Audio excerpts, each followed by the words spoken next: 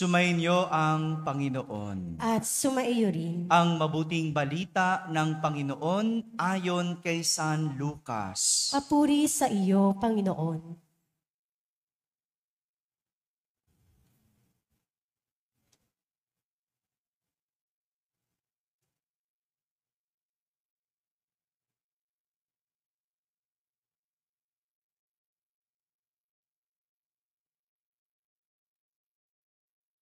Noong panahong iyon, pumasok si Jesus sa isang nayon. Malugod siyang tinanggap ng isang babaeng nagngangalang Marta sa tahanan nito. Ang babaeng ito ay may isang kapatid na Maria ang pangalan. Naupo ito sa paanan ng Panginoon at nakinig sa kanyang itinuturo. Alalang-alala si Marta sapagkat kulang ang kanyang katawan sa paghahanda. Kaya't lumapit siya kay Jesus at ang wika, Panginoon, sabihin nga po ninyo sa kapatid kong tulungan naman ako. Ngunit sinagot siya ng Panginoon, Marta, Marta, naliligalig ka at abalang-abala sa maraming bagay. Ngunit isa lamang ang talagang kailangan. Pinili ni Maria ang lalong mabuti. At ito'y hindi aalisin sa kanya. Mga kapatid, ang mabuting balita ng Panginoon. Pinupuri ka namin, Panginoong Hesukristo. Magsiupo ang lahat at makinig sa homilya. Isang magandang umaga po sa inyong lahat. Magandang umaga sa mga nasa barangay, sa mga nasa tahanan na nakakapakinig ng ating banal na misa, sa lahat ng mga nasa abroad. Isang magandang araw po sa inyong lahat. Kasama kayo sa aming banal na pagdiriwang dito sa ating parokya. Paumanhin lang, medyo na-late ako kanina. Alam nyo ba, kaninang 5:20, pag alarm ng cellphone ko, tumayo ako bigla. Nagulat ako, yung tumayo ako. Tapos, nahilo ako. Yung natumba talaga ako. Buti na sa kama ako natumba. 40 na pala ako. Tumatanda na. Hindi ko nga alam. Tinatanong ko ni Ate Jonah kung anong nararamdaman ko. Wala namang masakit, wala namang ano. Pero nahilo ako at hanggang ngayon, yung kanina tinulog ko after nung unang misa, parang nahihilo ako parang ganon. Mali yung bangon, no? Parang mali yung bangon ko. Biglang nagulat kasi ako no? Usually 5:20 ang alarm ko para higa-higa pa ako. 5:30 ako kikilos, no? Pinaliwanag ko lang kasi nahilo talaga ako kanina. Parang hanggang ngayon medyo okay naman pero kaya naman. Hindi na ako matutumba, no? Kanina talaga parang natumba talaga ako, parang ganon. Paumanhin lang po. Araw-araw, tayo ay humaharap sa iba't ibang mga bagay na pinagpipilian. Magmula sa kung anong kakainin, sa kung ano ang susuotin.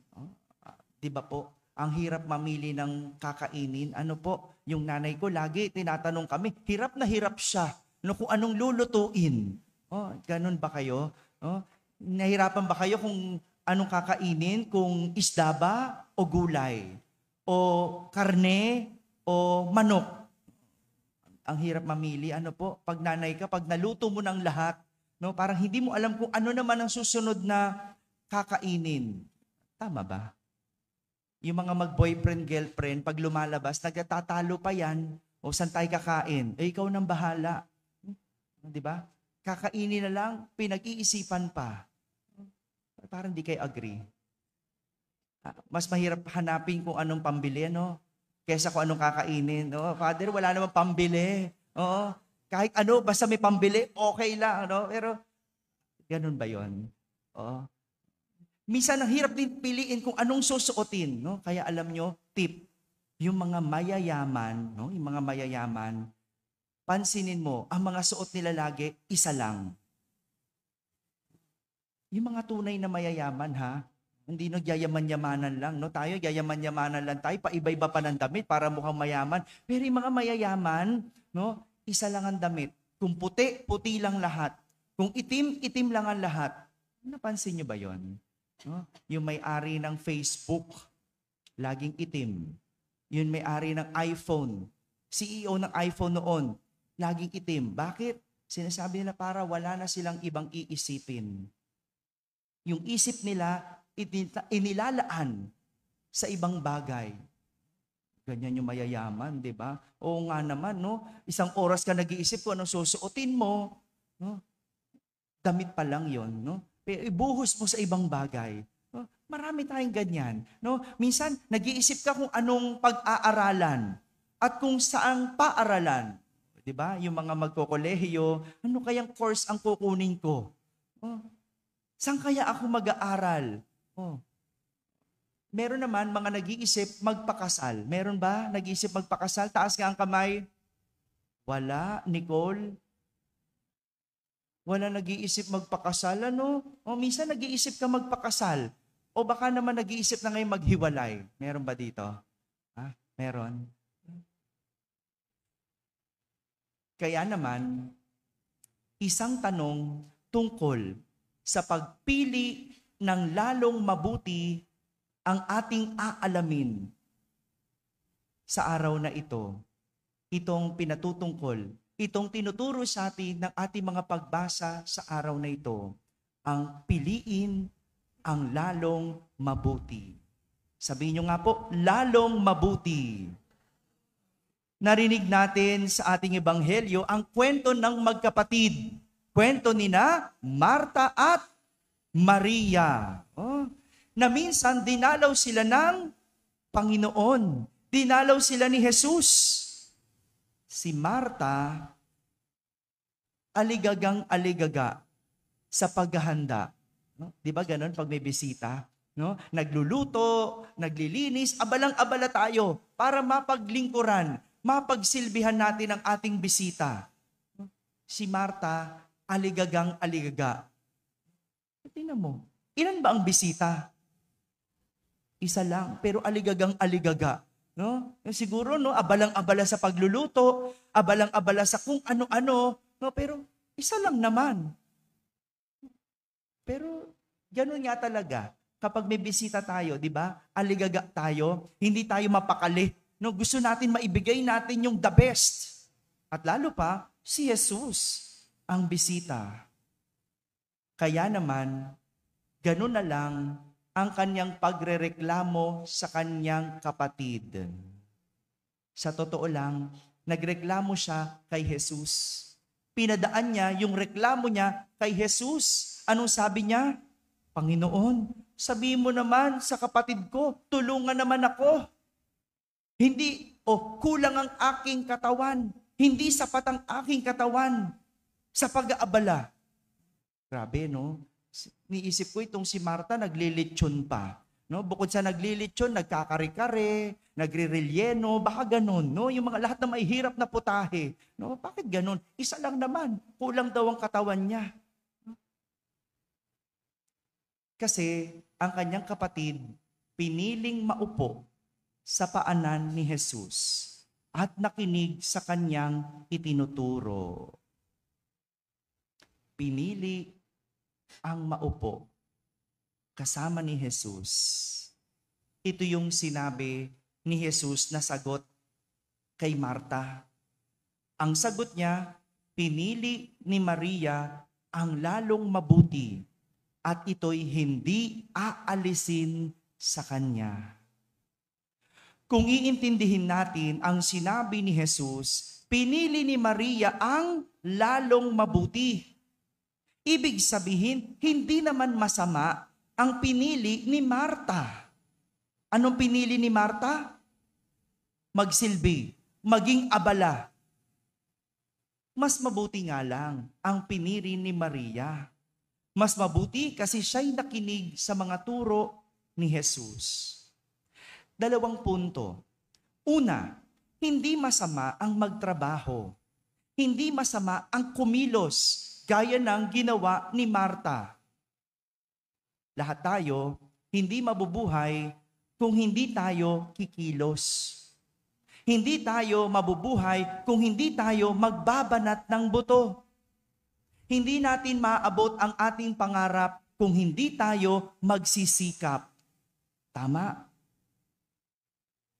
At yan ay mabuti. Kaya nga ang pagtatrabaho ay mabuti. Ang pagbabanat ng buto ay mabuti. Hindi natin may ahon ng pamilya kung hindi tayo kikilos at magtatrabaho. Kaya mabuti po ang may trabaho. Dahil ang masama ay ang tamad at walang ginagawa. Ulitin ko po, ang masama ay yung tamad at walang ginagawa. Kaya nga, ang katamaran ay isa sa 7 kasalanan. 7, one of the 7 capital sins, sloth, katamaran. Kaya kung ikaw ay tamad, ikaw ay nagkakasala. Hello?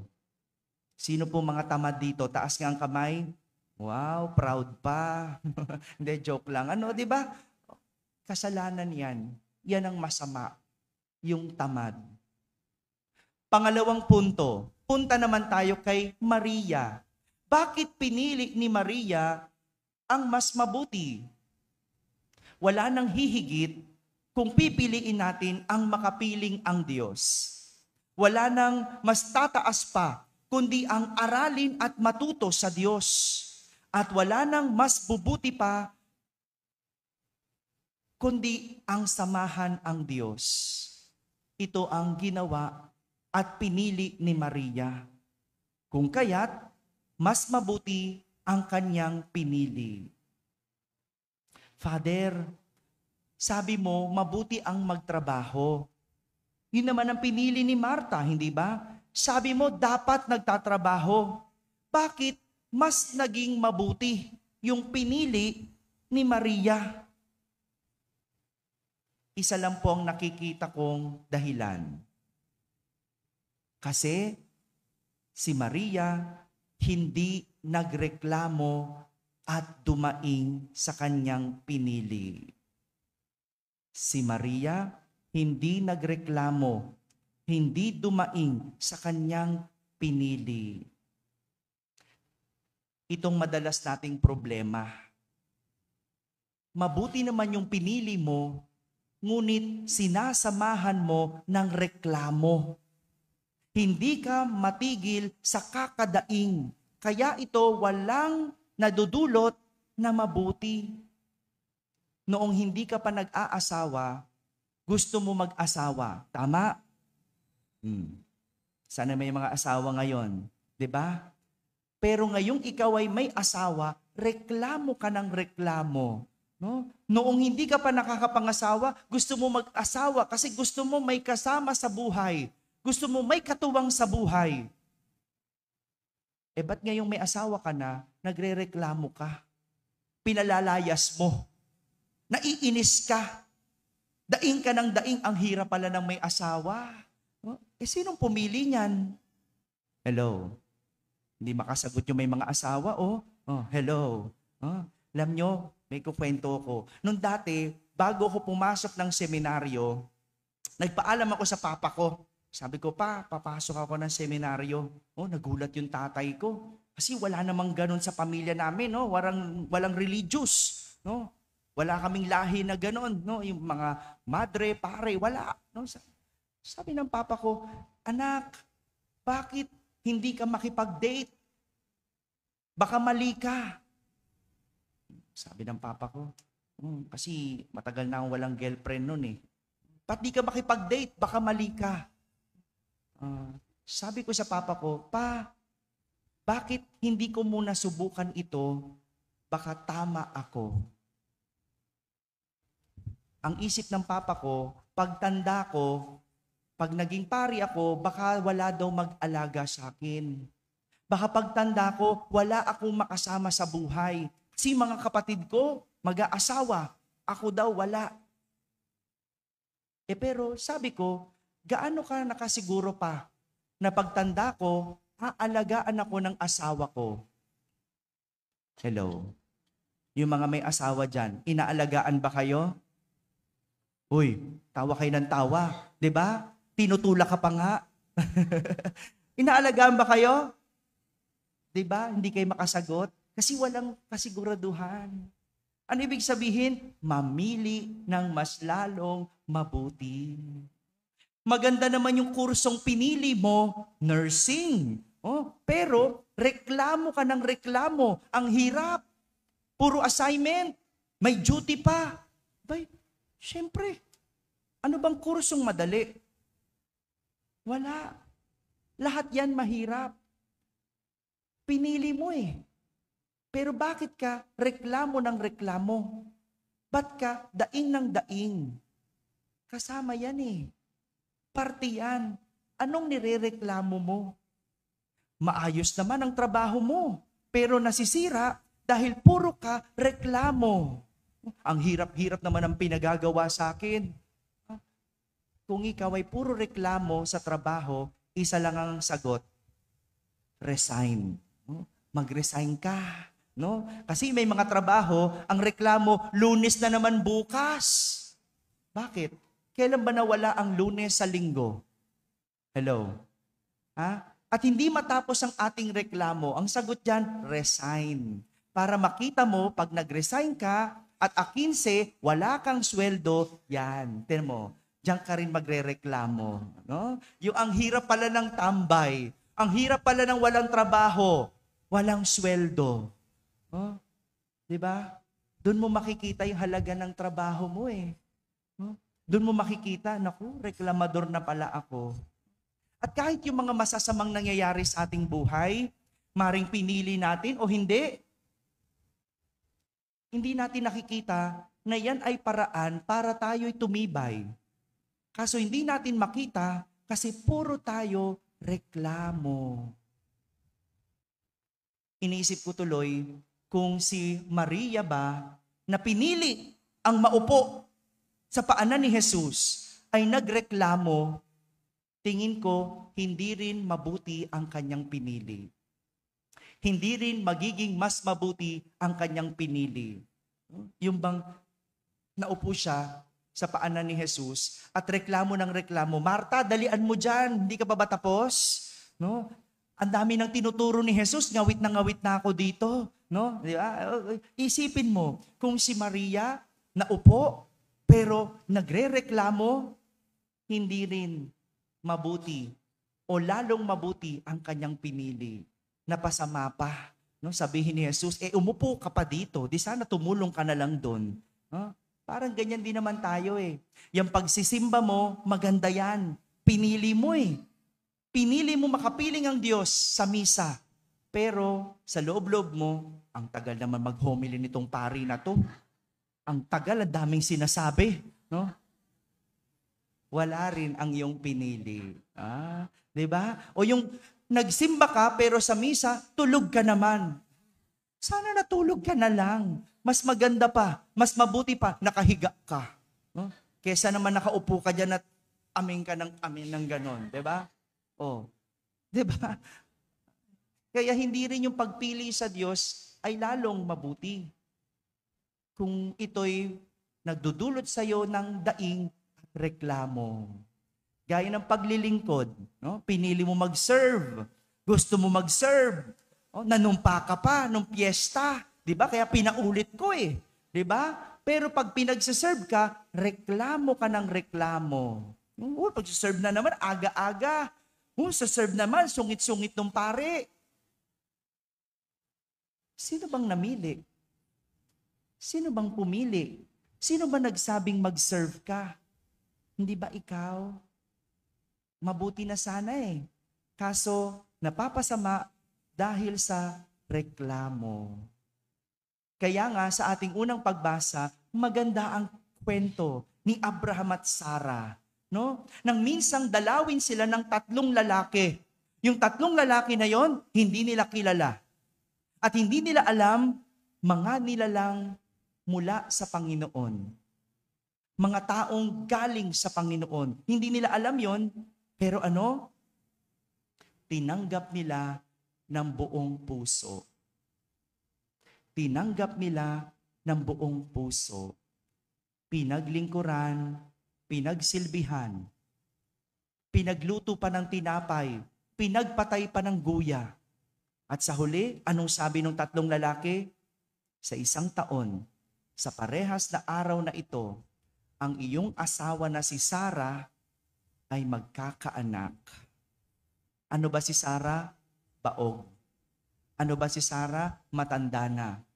Pero dahil pinili nilang maglingkod ng buong puso, sila'y pinagkalooban ng biyaya. Ayun ang susi sa iyong pinipili para mas maging mabuti, mas lalong mabuti. Piliin mo ng buong puso. Gaya ni Maria, pinili niyang maupo. Ginawa niya ito ng buong puso. Walang daing at walang reklamo. Kaya sa huli, mas pinili niya ang lalong mabuti. Mga kapatid, malalaman mo na mas mabuti ang iyong pinili kung gagawin mo ito nang hindi nagrereklamo at hindi dumadaing. Dahil sa huli, kahit anong ganda o kahit na anong buti ang isang bagay, kung puro ka reklamo at daing, wala ka ring mararating. Amen? Amen.